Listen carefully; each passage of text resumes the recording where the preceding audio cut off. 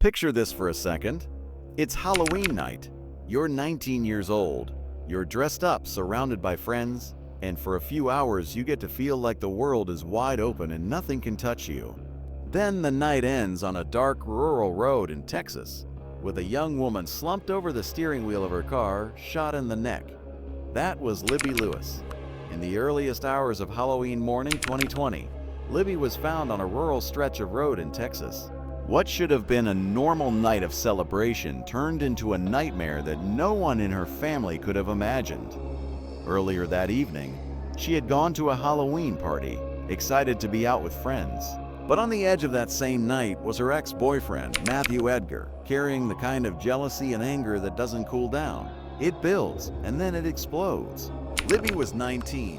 Her full name was Heather Lewis, and she lived in Hemphill, Texas, a small East Texas town with a population just over 1,000. In places like that, everyone knows your name, your family, and your business, whether you want them to or not. Libby's life looked like the kind of story people in small towns love to tell, because it felt hopeful. She was born October 4th, 2001, in Shreveport, Louisiana. Later, she and her mother, Darcy Bass, moved to Hemphill. Libby didn't just blend in there, she stood out. She graduated as her high school's valedictorian, a reflection of how focused and disciplined she was. But she wasn't only a straight-A student. The people close to her described someone full of energy, someone who loved kids, someone who chased goals like she truly believed she could build the life she wanted. Darcy Bass often said that she and Libby weren't just mother and daughter, they were best friends. Libby talked about the future like it was already in motion. She wanted to go to college, she wanted to become a nurse, and later she hoped to advance and become a physician's assistant. It wasn't a casual dream either. While still in high school, Libby earned her certification as a nursing aide and worked for 2 years at the Hemphill Care Center nursing home. That kind of work is heavy. You see the hardest parts of aging up close. You do the things people don't talk about. But Libby handled it the same way she handled school, with determination and with care. The residents loved her. Darcy said helping people wasn't just something Libby did, it was who she was. During that period, Libby became close friends with Taylor Barnett, another nursing assistant who was nearly 6 years older. Their friendship clicked fast. Taylor later described it simply, saying they worked together and then Libby started staying with her all the time.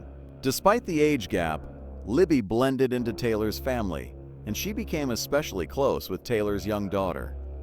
In 2020, Libby recorded a video where she shared that she was a freshman at Stephen F. Austin State University studying nursing. She said her boss had seen something in her and helped her get a grant. From the outside, it looked like Libby had everything lined up. A clear direction, support, a purpose. But there was another part of her life growing in the shadows. And it was something that made her afraid that everything she'd worked for could be taken away in an instant. Libby met Matthew Edgar when she was 18 and still in high school. Edgar was 23, 5 years older, and his life was already complicated in ways Libby didn't have the experience to navigate. He worked on pipelines, he was married and had 2 young children. His relationship with his ex-wife Montana Beal was tense and tangled. Edgar had grown up in Hemphill, living near his parents and grandparents, deeply rooted in that same small community. And there were warning signs. Edgar had a history of legal trouble, including an incident in 2014 when he was fleeing from another vehicle and crashed into a Hemphill Police Department patrol car, seriously injuring the officer inside. To a bright, ambitious teenage girl, an older man with kids and a grown-up life can look mature, stable, almost impressive. But in reality, Libby was walking into something dangerous. At first, Libby's relationship with Montana Beal was strained. According to Libby's friend, Bailey Williams, the 2 women didn't get along early on, and Bailey believed jealousy played a role. Then suddenly, it changed. Bailey said it was like flipping a switch. Almost overnight, Montana began acting like she wanted to be Libby's closest friend. The 2 were suddenly in constant contact. People close to Libby didn't know what to make of it. Darcy Bass said she could tell something shifted just by looking in her daughter's eyes. Darcy believed Libby felt like she had gained an ally and that she was angry with Matthew. But Darcy also knew something else, something every parent learns sooner or later. Not every friendship is built on good intentions. Sometimes people get close because they want access or leverage. What developed was a messy triangle layered with secrecy and manipulation. Libby had grown up with love and structure. She didn't have the life experience to recognize how adult relationships can be twisted into something controlling and unsafe. And while she was thriving on the surface, underneath she was being pulled into emotional pressure no young person should have to carry. As Libby's relationship with Matthew Edgar moved through 2019 and into early 2020, she became more wrapped up in his family life. She helped take care of his 2 sons. She tried to get along with the people around him, including Montana, but Edgar didn't respond with gratitude. His behavior shifted into something darker. His protectiveness became control. He tried to decide where Libby went, who she saw, and what choices she made about her own future. And when Libby tried to do normal teenage things, like socialize or assert independence, his anger surfaced. Alcohol made it worse. Edgar drank heavily, and when he was intoxicated, his controlling behavior intensified. People around Libby noticed her changing. The confident, accomplished young woman they knew seemed less steady, less free. Libby's cousin, Sydney Barb, saw it clearly. Sydney had survived an abusive relationship herself, and she recognized the signs immediately. What Edgar was doing wasn't just controlling. It escalated into physical abuse. He started putting his hands on Libby. Arguments became more frequent, more intense, more dangerous. But the physical violence was only one part of it. Emotional and psychological abuse digs deeper. It breaks confidence down slowly, piece by piece. It makes a person feel smaller, less capable, more dependent. Libby tried to hide what was happening from her family. Darcy later believed Libby didn't tell her about the physical abuse because she knew Darcy would step in and end it immediately. Darcy also thought Libby may have been afraid her mother's reaction could get her into trouble. Many victims stay quiet for the same reasons: shame, fear, and the belief that speaking up will make everything worse. Libby tried to handle it alone, not realizing that Edgar's volatility was still climbing. In August 2020, something shifted in Libby. A moment of clarity broke through. She sent Edgar a message that revealed the reality she'd been living in. She wrote that she wanted to be with him, but she couldn't accept the way he acted when he drank. And then she told him the truth in plain words. "I'm scared of you. You've laid your hands on me more than once. I deserve better than that." She was terrified of him, and she had every reason to be. In that same message, Libby pointed to his drinking as a trigger for his violence. Even sober, he could be controlling and manipulative. But when he drank, he became dangerous. Around that time, Sydney Barb received a photo from Libby that made the abuse undeniable. Libby's nose had been injured. Sydney later recalled how chilling it was because it showed just how far Edgar was willing to go. Sydney tried to warn her. She told Libby she knew it gets worse because she'd lived it. Libby's reply was short: "Okay, I love you." When Libby tried to set boundaries, Edgar didn't respect them. He escalated. He couldn't handle her standing up for herself, and his anger began to drive his behavior more and more.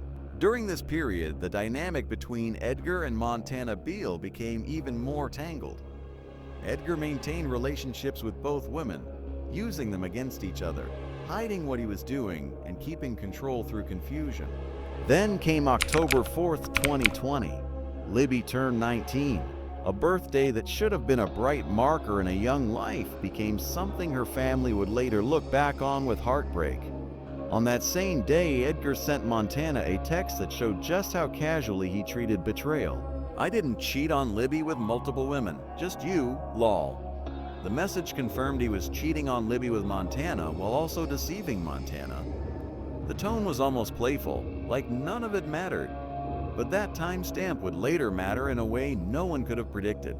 Investigators would view it as critical because it placed Edgar at the scene around the time Libby was killed.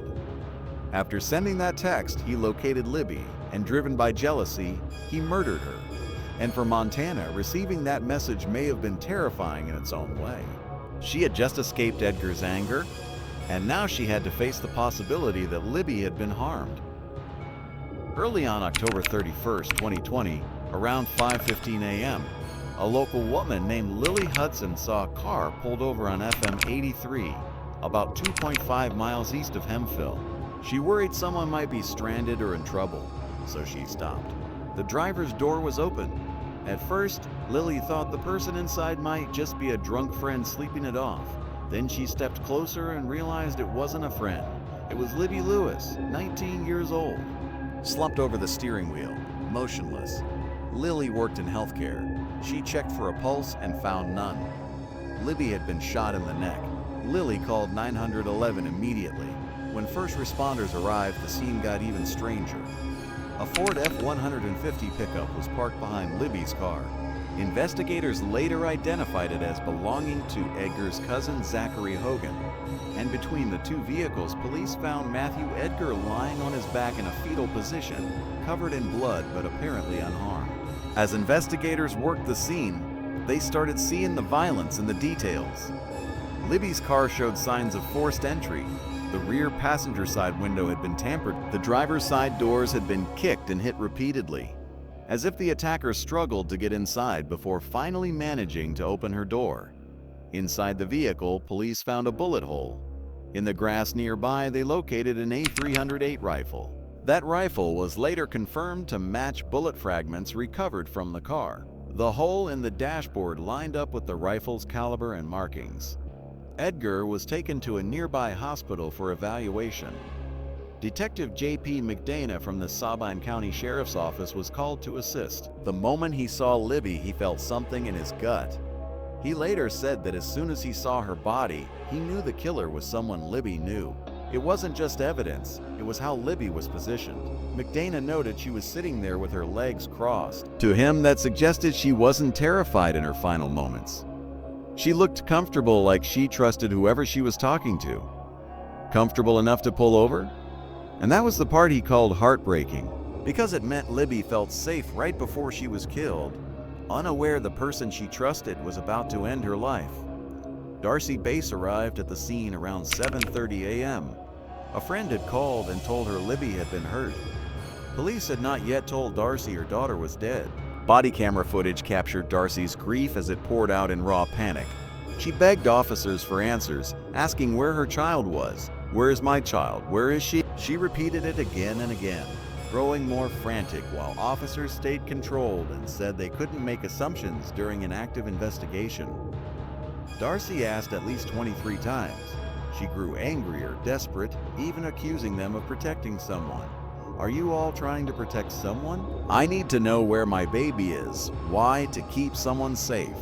When officers finally told her Libby was in her car, Darcy collapsed under the weight of what that meant. At the hospital, Detective McDana interviewed Matthew Edgar. The interrogation was recorded. Edgar was in a hospital bed, covered in blood, dazed yet physically unharmed. He claimed he didn't know why he was there or what had happened. When McDana asked what he remembered, Edgar said the last thing he recalled was putting his kids to bed and sitting on his porch. After that, he said nothing. McDana questioned him about alcohol. Edgar admitted he drank a bottle of Jim Beam and several beers earlier in the day. Still, he insisted he remembered nothing after sitting on his porch. He also acknowledged going to Bobby Osborne's party, where both Libby and Montana were present. Beyond that, he claimed his memory was gone. Investigators noticed odd behavior. He would shake his head and say no, then add, "That's all I remember," as if his body language didn't match his words. Edgar told McDana he owned a 2007 Dodge and a 2018 Dodge Journey SUV. Neither matched the Ford F-150 behind Libby's car, which raised questions about how he got to the scene. And when he learned Libby was dead, his reaction was unsettlingly flat. No shock that looked real. No emotion that fit the moment. Investigators didn't buy it. They believed Edgar had planned the crime and tried to cloud it by claiming he blacked out. In November 2020, while still in the hospital, Edgar was formally charged with Libby Lewis's murder. The evidence kept stacking up. Text messages Edgar sent to Montana revealed his mindset in the hours before the killing. One message at 3:34 a.m. stood out as especially damning.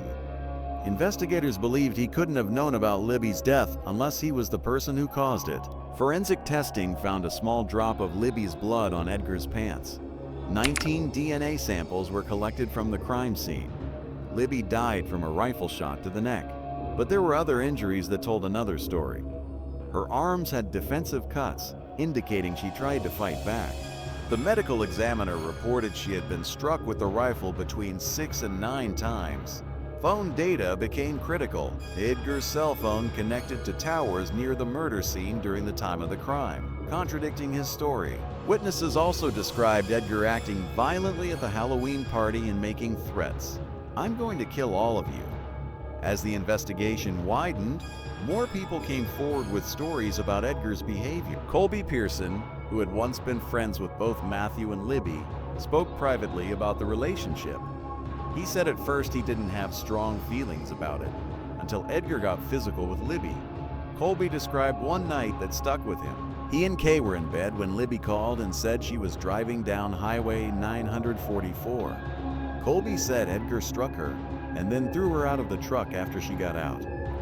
He said Edgar even pulled out her hair, leaving a bald spot. Another neighbor, Ty Pearson, talked about Edgar's history of hurting women. People said Edgar's ex-wife had confided in others about what she endured before she fled. By then, many in the community had noticed how aggressive he was toward women. Witnesses reported seeing bruises and cuts on both Libby and Montana. Some even claimed Edgar bragged about assaults. One witness said Edgar had been drinking whiskey continuously for 3 weeks before the murder, fueling what looked like growing instability. Not everyone believed he was guilty at first. Edgar's friend Sean Dunn believed Edgar's blackout claim. Like Libby, Dunn thought Edgar might be a victim and that someone close to Matthew could have been involved. In February 2021, with COVID-related delays pushing court dates back, Edgar was released on a $50,000 bond.